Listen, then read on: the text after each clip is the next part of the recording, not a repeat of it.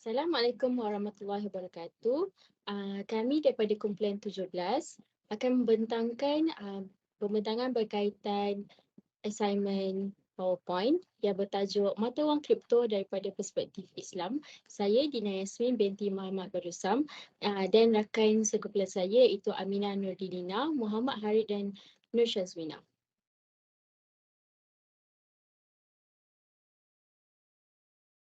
Definisi mata wang kripto. Mata wang kripto ialah mata wang digital yang hanya terdapat dalam rangkaian komputer yang disebut sebagai blockchain dalam internet.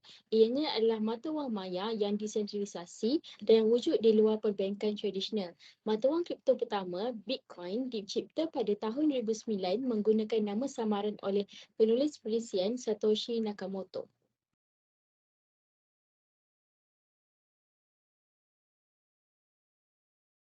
Jenis-jenis mata wang kripto. Yang pertama ialah Bitcoin.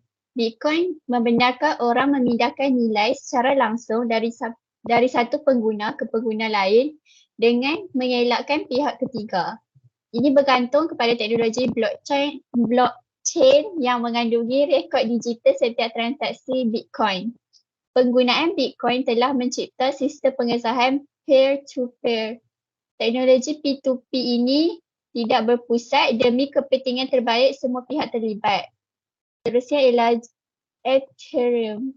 Ethereum dicipta untuk mencapai matlamat yang berbeza dengan Bitcoin dan dianggap pelengkap di antara satu sama lain. Ini membenarkan peserta blockchain mencipta dan menggunakan token dengan fungsi tanpa had dan tiada pihak berkuasa berpusat yang mengawal aplikasi yang dikenali sebagai dApps. Jika token ini dicipta untuk digunakan di app tertentu, pencipta token ini boleh menentukan jumlah bilangan yang mahu diwujudkan dan ke mana token baru ini dihantar semula serta tujuan penghasilan token tersebut.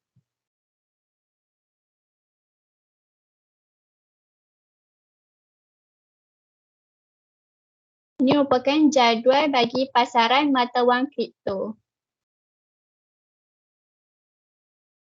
Ini pula merupakan graf bagi harga Bitcoin pada 2013 hingga 2023. Risiko yang pertama ialah risiko pematuhan undang-undang. Sesetengah negara mengharamkan mata wang kripto, manakala sesetengah negara yang lain membenarkan penggunaannya sama ada secara mutlak atau bersyarat. Di samping itu, wujud peraturan yang berbeza mengenai pencegahan pengubahan wang haram dan pencukaian terhadap mata wang kripto. Pelanggaran mana-mana undang-undang ini boleh menyebabkan kerugian. Di samping pengguna juga berisiko kemungkinan didakwa. Di negara-negara yang tidak mempunyai sebarang undang-undang berkaitan mata wang kripto, penggunaannya boleh dianggap sebagai sebahagian daripada aktiviti pengubahan wang haram atau jenayah cyber. Seterusnya, risiko pasaran. Risiko ini merujuk kepada potensi kerugian pengguna akibat turun naik harga pasaran. Seperti yang dibincangkan sebelum ini, turun naik nilai mata wang kripto ada kalanya tinggi dan rancak. Terdapat banyak sebab ia berlaku, antaranya kerana ekosistem dan penggunaan teknologi yang dipersoalkan.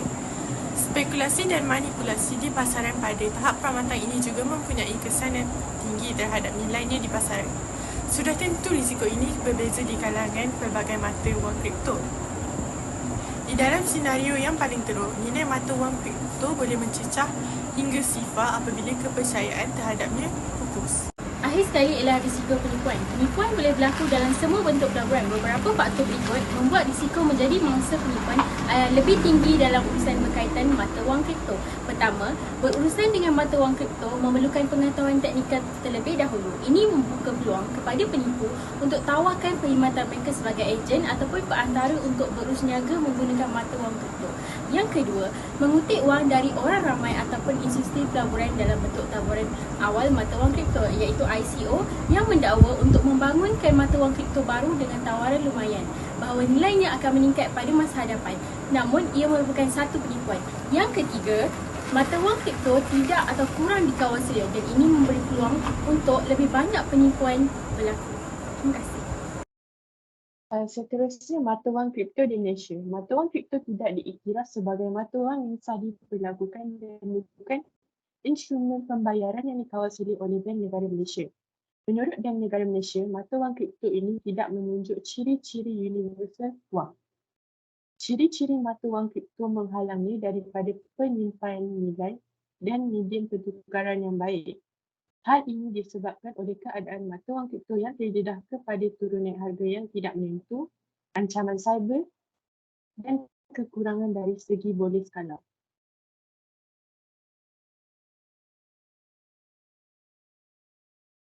Seterusnya, saya akan menerangkan tentang dua pandangan hukum mata wang kripto dari hukum syarak. Terdapat dua pandangan tentang hukum mata wang kripto ini.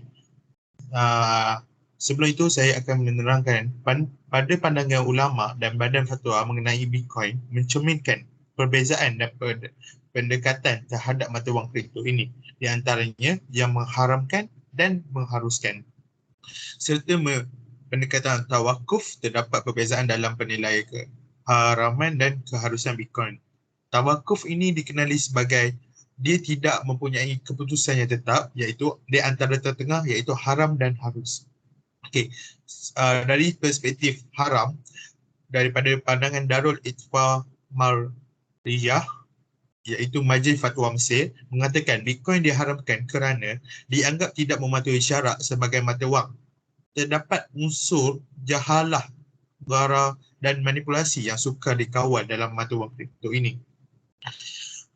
Risiko penggunaan Bitcoin termasuk penggunaan untuk aktiviti haram dan pelaburan berisiko tinggi. Seterusnya, dari hukum harus pula, daripada pandangan Datuk Dr. Muhammad Daud Bakar, pengerusi eksekutif Amani Advisor, dia mengatakan bahawa Bitcoin dianggap patuh syariah dan beliau mengatakan mengharuskan pelaburan dalam Bitcoin. Beliau juga menolak hujah yang menyatakan Bitcoin memiliki elemen gara dan yang menyatakan risiko khatar adalah perkara normal yang tidak mempengaruhi hukum sesuatu perkara. Dengan penutup bicara, saya ingin menutup dengan sepatah dua pantun, iaitu dari Kedah ke Pekansari, beli suasana di Kota Tinggi. Selesai sudah tugasan kami, di lain masa bersuar lagi. Sekian, terima kasih.